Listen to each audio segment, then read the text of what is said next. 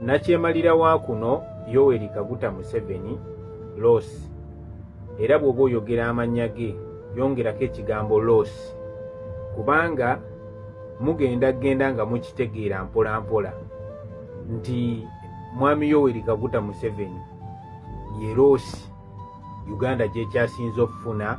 bukyanga Uganda ebeerawo. Omukulu oyo ndooza olumu yeetaaga mukoonako kwogwo omutwe mumujjukize nti gundi waakamala wano mu buyinza emyaka 40, kubanga agenda n'ayogera ebintu nga tebikwatagana na bbanga lyamaze mu buyinza. Oba oliawo n'omulaba ku TV ng'alimu eyo mu byalo eyo atongoza biyumba bya embizi bbiri, waliwo n'akabwa wali eri ne kakapa mbuparishi mbolu eggwanga likulaakulanye kati ali ku TV alaga biyumba bya mbizi. Kati webuuza omukulembeze amaze mu buyinza emyaka 40 wandibadde tokkiriza na kulabika mu kifaananyi n'ekiyumba ky'embizi.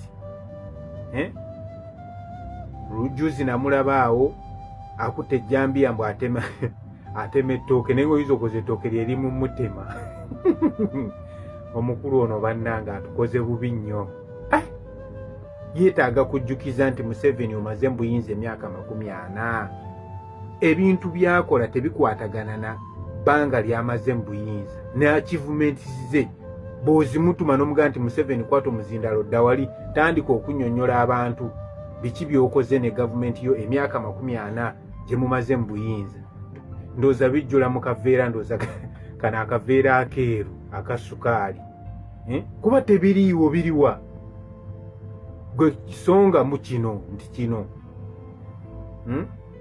omukulu eva emboozi ze tezikwatagana na mbeera gye tulimu. Kankuwa example, State of the Nation address. That means you have to address people or talk to the people at what or in which state the nation is at that particular time, right? Naye omukulu agenda najja n'ebiboozi in 1986 simanyi Amini Obote. Kati ebyo bikwataganirawa n'embeera gye tulimu olwaleero. Tayogerangako ku bintu biri present ebiriwo kati saawa zino kye tuliko ng'eggwanga. Eva abeera mu biri ebikadde twalwana simanyi oyo musajja mugenda kizuula nti ye Losi Uganda gyekyasinze okufuna Yoweri Kaguta Museveni tibwabulwa Losi. Okitegeera nkugambye kiringa omuntu omugamba okujja n'akugamba nti nze nina experience mu bwa driver n'akavugira motoka emyaka 40 n'omubuuza kano bakayita batya nga takamanyi ku motoka naye ng'akugamba yakavuga motoka eyo emyaka 4. Kati experience ya Museveni gyakulembedde eggwanga Uganda emyaka 40 tekwatagana na bintu byasobola kusongako nti tukoze kino tukoze kiri. Bwe njagala oŋŋamba ebintu ebyatwala Museveni mu nsiko n'atemulaba na Uganda kumpi kakadde kalamba bimeka byakoze byosobola okuwa percentage ey'ekikulu ebyamutwala mu nsiko ku myaka 4. Songako ebintu ebyo bisatu nti kino yakitereeza. Bana Uganda nga wetuze tubigira nabagamba ebintu bino bigenda tambula nga wetubibala nga wetubibala bigenda okutambula. Olutalo lubaluseewo mu ggwanga lya Congo. Naye olutalo luno si lwaba M23 na Congo nedda, si lwa Rwanda na Congo nedda. Olutalo luli wakati wa China nkiddamu. Olutalo luli wakati wa China, kampani z'aba China ne America. Navudde kuki nabagamba akasajja ako mukalabe Uganda era mubeerawo ne mugamba banange Museveni atufuze biki bikyagenda kubakalu nakugamba gwatamanyi kyogenda kukola naye onayiga ekintu kyogenda okukola. Respect basoja bwe namwe n'abataddewo embeera mu kalulu k'abavubuka ekyo kye tugendako. Abakongo we bataddewo embeera omukongo takyalwana. Omukongo kati yabalese bakola ekibeekube kati kandi baviire ku ntono omanyi obikola kiro ne tubiraba emisana okitegeera. Abafumbo ensonga ezibazaaza omwana bazikola kiro tugenda okulaba nga olubuto lugezza emisana. omwami oyo Museveni yajja n'anona ssente mu ggwanga lya Uganda muzayisibwa mu paalamenti ezigenda okuzimba enguudo ewa e Congo. Okitegeera ekintu ekyo munnange kambabbireko ssente ezo Museveni njagala mujjukire ssente ezo yazitwalira byali biseera byani bya Joseph Kabila. Joseph Kabila Museveni ne Kagame be bamuteeka ku bukulembeze bwa Congo. Okitegeera ekyo ssente ezo diiru eyo Museveni gye yasayininga diiru yalimu Abachina. Diiru eyo bagiyita investment for minerals gye basayininga diiru eyo yalimu Kagame, yalimu Museveni, yalimu ne Joseph Kabila. Museveni okujjayo mu Uganda abagambe nti yagenda okuzimba enguudo mu ggwanga lya Congo yali alimba, yali asibye ekikookolo ng'akisiba Abamerika. Okitegeera ekintu ekyo ng'akisiba Abamerika n'ayongeza obuyeekera nabagamba bano ba communist bo bakolera mu buyeekera mwe bakolera ensi omutabeera mirembe mwe bakolera ekyo nakibagamba nti gwe munna Uganda ku luno tulina okuluma n'ogwa waggulu obutagenda mu buyeekera w'abano. Ensonga lwaki ba communist bano bawagira Muhoozi Kainerugaba,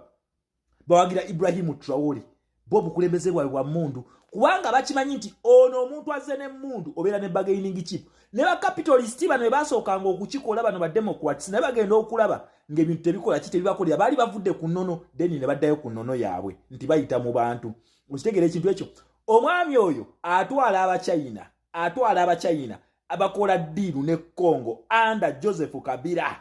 kubanga be baali bamutadde ku ntebe. Kakati Chisekedi bulijjo ngamba game eno yagibala atya. Kumbe Chisekedi ye ekintu kye yakoze just reverse, yagiriversinze. Kati atenga Omumerika yamwagala mujjukire nabagamba Omumerika ono tasobola kujja direct mbwalwane tasobola. Kati kyayina okukola ayina okufunira alternating opponent. Kasita amala okufunira alternating opponent owedde abantu bano beefuula nti bebabidde Chisekedi akalulu kumbe yali decoy Omumerika gye yali abateze okusobola okufuna dominance mu ggwanga lya Congo. Okitegeera Chisekedi move zonna yali azimanyi naye nga Chisekedi tebasobola kumukkiriza kulwanira maje yensonga lwaki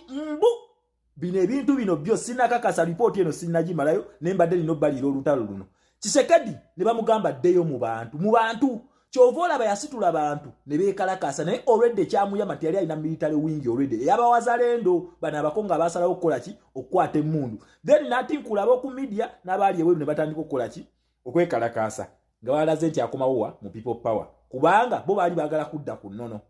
Munnange Omumerika olwamaze okusayininga diiru n'agamba kati China ebirombembwe ebimu we biri already baali babikola dda mu agreement. Museveni yagirimu agreement, Kagame yagirimu ne Joseph Kabila. Era ebimu ku bigenda okukubya Joseph Kabila entandaalo byebyo be basiikula obuyekera ba M23 akabinjaako okusazaamu agreement gye baali bakoze eki gye baali bakkiriza balyoke bagiyite March 23. Yo M23 bulijja batagimanyi erinnya eryo lya initiatingibwa Museveni ne Kagame nga bava ku ndagaano gye baali basayinize mu Rwanda under Laurent Kabila. Museveni ekyabatisa Laurent Kabila kukwata Congo kugiteeka mu mikono gya mu China era mu Uganda okulimbalimba yabasaba ekiwanyi nti bagenda kukola nguudo. Sente yazibba bubbi eze Uganda naye nga ayagala kukola Chinese dominance mu ggwanga erya Congo. Bibino wano byenjogera. Nabagamba imwe wemba munoonyewo okukwata ojja kukwata mwana wa nnyoko sinze kubanze byenjogera byonna biriko evidence bino byenjogera. China ekugamba investment for minerals, America egamba security for minerals, then America eyagala esinzire Congo okusobola okweddiza neki nabagambye America esibira mu Uganda awo. Waliwo yazze emisango mu ggwanga lya Congo, yazze emisango mu ggwanga lya Somalia, yazze emisango mu ggwanga lya South Sudan, yazizze emisango mu ggwanga lya Central African Republic. Waliwo criminal gwe muyine Uganda awo naye abeefuuliddeko wakabi kyobola banamaanyi gatati nabadde neebuuza Kibalama yagenze n'atulopa mu kkooti lwaki tebaleese magye kulemesa delegate conference yaffe mutandise okunafuwa. Nakugamba abantu bootinkuula tobategeera nze ne nkugamba nti ffe bannansi tetuli ku saidiyo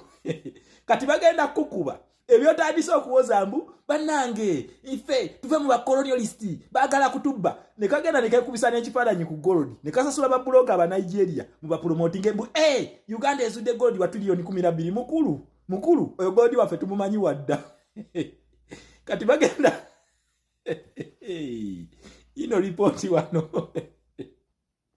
bagenda bakubira embuzi eyo mutegera bagenda bakubira embuzi eyo kati Kagame jukira deal bagenda gisayininga ddi guno omwezi we balina okusayininga deal eyo Kagame bamugambye batya wano bino si byange bya America sinza abyogera bya America era Museveni obo yagala okumbuza je mbijja zizino wano links nawe genda yo byesomere nze mbinyonyera bana Uganda babitegeere kasajja gwe ensiriwaza gyo badde otusiriwazaamu nga weeyita ow'ekitalo naye nga toyina kyoli oli kiyenje buyenje olaba kati Kagame bamugamba jeya amajege najjayo amajje agali mu Goma najjayo n'amajje agali mu Walikale nalekayo amajje agali mu Bukavu yesemberedde ki yesemberedde Rwanda kati mbwaga amajje agalekawo for security purpose mugabera mu America amugambi nga ituna signinga deal kwata amajje ago gonna ogajje ogazze Rwanda tetugagalawo okitegere ekintu ekyo bamugambye amajago nga tetuna signinga deal gajjeewo gonna woba oganye teri ku signinga peace deal tugenda kukuba okitegera tugenda kukuba ogajjeewo ku mpaka deal eyengedde essaawa yonna tugenda ku signinga deal ate n'ekirala trick gye bakoze abasiru bano jukira meeting y'omu America Kagame mwali M23 mweri negwanga lya DRC mweriri naye ate batadde alternating meeting endala ate li mugwanga lya kata eri wakati wa M23 ne government eri wakati wa M23 ne government nabagamba buno bukyali bwefuula obugezi naye gwe weepankirako mugezi muzibu okitegera ekintu ekyo meeting ziri bbiri bano bagenda kubeera mwemu naye bagambye okusayininga eno bayina okubeera nga bakoze eki bayina okubanga bavudde mu ggwanga lya Congo completely kakati bino bebadde nga bateesambu kati M23 mukole bwe muti M23 bagikutte ebyayo byekkata okitegera ebyayo byekkata kati basange ebyama ebyabadde ekkata nga bisaze ne bigenda e Rwanda oba e Uganda bigende mujja kwogerania bitutteyo mwogere n'ensonga lwaki mubitwalayo bagenda bakubira embwa Masadi Boris ono nabagamba yajja ku nsonga eri serious era we yave Congo yajja Uganda Masadi Boris we yave Congo yajja Uganda naye kakati essaawa eno tulaba European Union yetala ahead of 2026 polls bakugamba ahead of 2026 polls muna Uganda America European Union bonna bagamba akalulu ka 2026 kayina kubeera free and fair what is your role ogenda kukalonda ogenda kukakuuma ogenda kukabanja senga akabba naye ffe tugamba alina okukalangirira nga we kali waagaana gwe kuba ndulu just ogenda kwekubira ndulu ng'abakongo we baakoze kati abakongo bazze ebbali omumerika agamba China ogenda fuluma wano omuchina agamba nange nasayininga diiru ezaki nasayininga diiru neggwanga lya Congo nange nina contract zange yamugambye bassebo ebyo tetubibala fo okugaba wano security temwina kubeerawo kaakati Lord ezzeyo ku Museveni ne Kagame bebaleeta abachina bano nga bakakasiza nti ekintu kyo kiwedde tukirina kakati nakugamba zino states zozanyirako mukulu nabagambirawo but mwine emputtu nene kyovula mwakwato wa advisor ne mubuwa Kenza atasoma ne full figure ne balamu nabagamba nti police zino ze muzanyiramu zisiza abantu bangi Ssekabaka Mwanga yafa Daudi Chwa Kabalega ne Muteso w'okubiri who are you Museveni atayina nabijja mu Uganda Pastor Robert Kayanja namulabanga ali ne Teddy ku Miracle Center n'olwaleero ne Jessica Kayanja bakyakukuta ne Teddy n'abaana bange babatandikira so banange kasoke tugereko mu family issues omanyite mumpumuzo oba madde mumanyi namuvaako muwumuzaamu naye leero sigena mukolokota ngenda mubuulirira olwa situation gyalimu ate nze mwagala mulamu kuba ali musene zange okadde bwange abiri bwemmanja poliisi nanoonyereza omusango gwa Richard so nze mwagala mulamu so ngenda mubuulirira naye bwe simubuulirire agenda kuvuma buli omu agenda kuvuma buli muntu pozi mukoddomi wange mumubulamu so akaseera katuuse kati musajja wattu olw'ebizibu byayiseemu ku mulembe gwa mwannyinaze makula atuuse ekiseera ka relationship kamuboye akamuwalaawala omanyi abantu abasinga kino kyo bwe kirina okuba bw'oba omanyi nti oli mwavu don't invite someone's daughter in your life kubanga ajja kujja ayingira obulamu bwo ng'oli mwavu agume muhasolinge mwenna and then omalo chikube succeeding time etuuke ogenda okulaba nga takyali level zo omalo omugobe kata toyingizewo omuzino omulala so bomanyi kyo kyali mwavu soko okole kubanga ekintu ekyo kizitowa okubeera nga oyina omuntu gwa strugglinga naye mu bulamu ne mukikuba paka ku end ne mu succeeding then you invite another person celebrating a success jatayinaako yadde tafaali kituuka ekiseera reality bwe kikinga ini owulira nga ekibi kikulumiriza so this is the situation bujingo gyalimu mukaseera weyabeerera n'omukyalo oli ebintu buli kimu kyali kitambula smoothly naye ebizibu byalabidde ku mulembe gwa mwannyinaze atuuse ekiseera ate simanyi omuntu afudde Pentagon eganya alaba pressure alaba oli munne Pastor Kakanda azimbye church ye Pentagon eganya ebizibu biringa ebizibu then reality ne kickinga in naddamu na reflecting emabega manye ebizibu bikuddawo ne bikulowozesa ebyayita najjukira back in the days when they used to sleep on empty stomach with the teddy kinyabo ne kimugamba everything will be fine ne kitetenkanya ne bajagolinga out of the situation buli kimu ne kitambula kati alaba gwalina lyawo atudde butuuzi kaliawo kalinga kagugu kabana ba DP kali relationship kafuse kali relationship nagayibane kati ono omuyaya alimba tamisinga bana ala kuddayo na chindi kwatamu he's missing his baby mama ayagala kuddayo so nza magezi genkuwa bujingo galiaga simple sinayo magezi malala gengenda kuwa kukatuti kwennyini ko wayimirira ngo olengeza omukyalo oyo ng'omuvuma omukasukirira ebigambo by'omukasukirira ke katuti ke kamu koba okozesa okola apology ejja kumalawo byonna simple ajja kusonyiwa omukazi oyo olaba yagaana okunywanyula wempeta okusaza wempeta so she's open for an apology kyoba okola kiri simple yimirira ku katuuti kuwa mukasukirira ebigambo ebiswaza n'omulengeza mu nsi yonna n'omulengeza mu maaso g'abaana be babiraba internet never forget sije biri omwetondere pride ogiteeke wabbali ey'ekisumbo manye nti kati ekikuzitooweredde nze kati nfuse therapist wo ekyo kye weetise ku mutima ekikuzitooweredde apologize to that woman buli kimu kiggwe oddeyo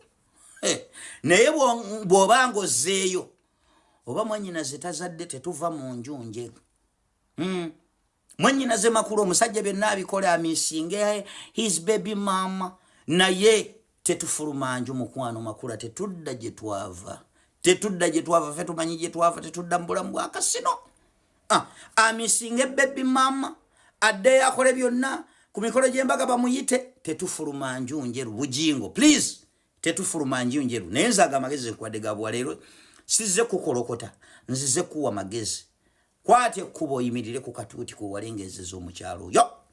omwetondere bannange neegomba okusisinkana ku mukyalo oyo nga nzize e Uganda. I've never seen a woman who handles a situation like a man. Omukazi akuba kye bayita silent treatment. Video walwaji kubyemu essimu bade nkyabagamba abakazi baagala nnyo busympathy. Ng'omusajja alina kyamwogeddeko n'alyoka atala buli wada naye omukazi bamuko akasajja kamukolokotedde ku kituuti mu buli mulundi. She's quiet. Eyo gye bayita silent treatment muzima. Teddy negomba okukusisinkanaku wanudde.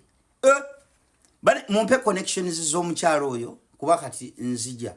eri gye nzija e Uganda njagala musisinkaneko ge mazima negomba omusisinkana. Buli muntu alina abantu beegomba okusinkanako mu nsi eno ng'ensi tannagifuluma. So she's on the list. So that's it. Muko genda weetonde ekikuzitooweredde ku mutima kijja kuvaako nkwagala oli mulamu oyina musenezange nnyi oluvannyuma lw'okulaba omuvubuka ng'alaajana sente ze simanyi yagula roboti simanyi sente ze zafiira mu crypto nasazeewo mbaweeyo 2 weeks of crypto nga mbreakingira down ebikwataganako crypto nga mbreakinga down video yo n'omuvubuka ngenda gibreakinga word by word era on top of this video ngenda gibaplayingira video eyakoze eki eyantriggerinze okubeera nga ngenda kwogera ku nsonga zino mumanye ebisumbu omuvubuka oyo mu video ye byonna byagenza ayogerako mbimulungule kubanga ateko okuba ekimusumbuwa biringa ebintu bina ekisookera ddala okusinziira ku video ye nga yagwa mu mufere era ngenda biba breaking it down nti bwaba yagwa mu mufere yamufera atya ekyokubiri nga tebamufera naye nga yagwa mu crypto menta nga kimbuyege nga naye yamuteeka mu business ya crypto talina kyamanyi n'amuteeka obutesi obanga yamuteeka mu business ya crypto agimanyi naye bwe yagimuteekamu n'amulagajjalira kubanga omuntu bw'omuteeka mu business ya crypto you have to take time omusomesa kuba bw'otamusomesa omuntu oyo agenda kufiirwa ssente ze bw'anaafiirwa ssente ze in the end ajja kufaanana ng'oyo ekirala ekiyinza okuba ekimusumbuwa oba ekyamukozesa vidiyo eyo nga mutume kubanga waliwo abantu nga crypto is a threat to them naddala government era ngenda baplayingira ka video lwaki nkugamba nti bayinza okuba bamutumye kubanga crypto business is a threat to the government ngenda chiku breakingira down lwaki nkugamba nti bayinza okuba bamutumye n'abantu abalina interest abalaba nga crypto is a threat to them kati nga balina okuhayalinga ba influencers ab'enjawulo kubanga balaba kuno ku TikTok batandise okuba crypto bubi nnyo naye nga kiki baagala abantu babatte meme basobole okubeera nga tebabeera exposed kweno information kati omuntu bamutte meme bwe bateekawo abantu nga bano bamutte meme omuntu n'atabeera exposed n'aluzinga interest ogezaako kunoonya information eno eyandimuwadde financial freedom ekyokuna ekiyinza okuba nga kimusumbuwa ayinza okuba nga anoonya breakthrough which is okay buli muntu waneeno ku internet oba oyagala oyugumyemu ekutegeere but kyotalina kwerabira bw'oba onoonya breakthrough olina okuba objective olina okukola research so that obeera good at what you are doing naye bw'otakola research ogenda kujja nga byonna byoyogera olabika ng'omujega mu maaso g'abamanyi kati olina okukola research bw'oba nga ozze ku criticizinga kintu oba kukimenyaamenya nga buli omu akutunuuliraga ddala ekikubye ddala ekintu ekikoze kingo olina information emala naye bw'onajja buzi oyagala kukola breakthrough naye ng'ogikola mu ngeri ey'ekijega era bijja kukomaawo nkikeera bakusange nga ate oli mu birala tuvulaba omuntu kunene ku TikTok osobola omumusanga ng'azunga mu content ow'enjawulo taneezuula bw'oba olina kyosazeewo okukola kikole and make sure you are good at it so katusooke tuwulirize video y'omuvubuka ono then tujje biferali abatumiddeko banammwe kambasese naye nga sinabasesa nkolimira mukwano gwange nkimanyi ogenda laba vidiyo eno mukwano gwange yannimba kanzikirize yannimba Shafiki nga ndi mugezi yannimba okumala omwaka mulamba nga ngamba nyingire crypto mukwano gwange nangamba crypto ekola ogula roboti emitwalo 85 oba webase roboti ngereeta sente bannange nga ndi mugumu banamwe kamba buli nali mugumu nnyo nga mmanyi roboti ereeta sente roboti nga njigula nga njishopinga roboti nolowooza yammeka roboti olowooza yammeka nga nshopinga roboti mitwalo 85 nga nguma ngamba nguze roboti emitwalo 85 angambye oba otuddaawo sente no nezijja olaba ono Mr. Gundi V20 V9 kituufu azifuna naye kati peji yo gyolina ine muganda wange kati wali ogenda naye bantu mwere muyina kisa kati wali ogenda kunteekesa bantu bange abanfollowinga bankyayire ddala mbateeke mu layini baleme funa wadde n'ekikumi sirina wadde n'ekikumi roboti namugula mitwalo 85 nentandika simanyi okutradingisa emitwalo 3 bonna poteya nze simanyi coin nga bandagira simanyi strategic simanyi lining nze wembiteekayo zibeera eri ne zeebaka namayiza yangamba mbuzitundire muloozi kati okumanya bino abana bajooga n'ogula coin 15,000 n'ogitunda 32,000 oleyo business mukwano gwange sigenda kusonyiwa ate nkimanyi video n'osuubuza roboti ali mu simu yange atudde nagula roboti ali muno nze gwe abantuuza mu katebe nga kangule ku roboti gwosindika roboti gwosindika mu market n'agera n'aleeta sente ng'oba weebase nga lwaki sisuubula nga baanamu ensuubula roboti ali mu simu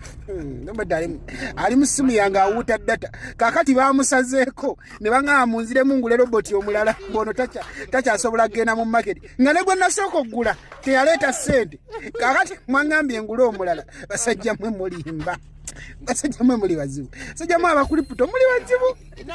ekyamazima nali manyi kakati nze muntu menonye jajja wange ayingire nonye mama wange ayingire nonye muwala wange ayingire mukyala wange ayingire ono ndyoke nfune nga nzira mwoyo ono super life origino naye basajjamu sirimba nagula roboti mulina ali musimu yange muno yebase andira bulizi data na space era natera musura mubadize era singe bade wakulipita jano nagamba mbu robot mumpe chokato ina jo muteeka mitwalo 85 singa naziliamu emputa sete zinno meza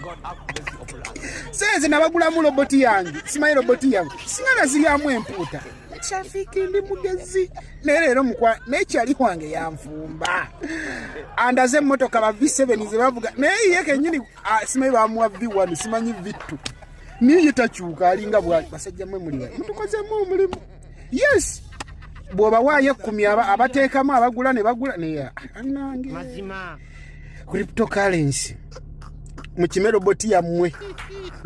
eri mu simu endira data robot ya mwenzibu robot ya memwaji mpambu negenda kusuubula robot tesuubula robot eyina emputu robot nze wenjituma tereta sente mujje mugikime mwangambe ebeera automatic mba nebase neteekako sente robot nereta sente robot ya mwetereta sente mwanimba cryptocurrency mwanimba yes you lied me that my robot will bring for me the money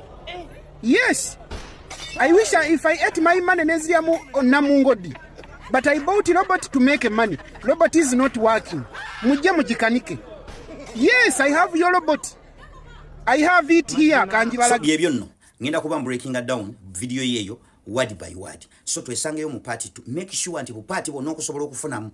obulaba. Twesangeyo mu party to era ensonga gye ngenda okusookerako nti lwaki nkugamba nti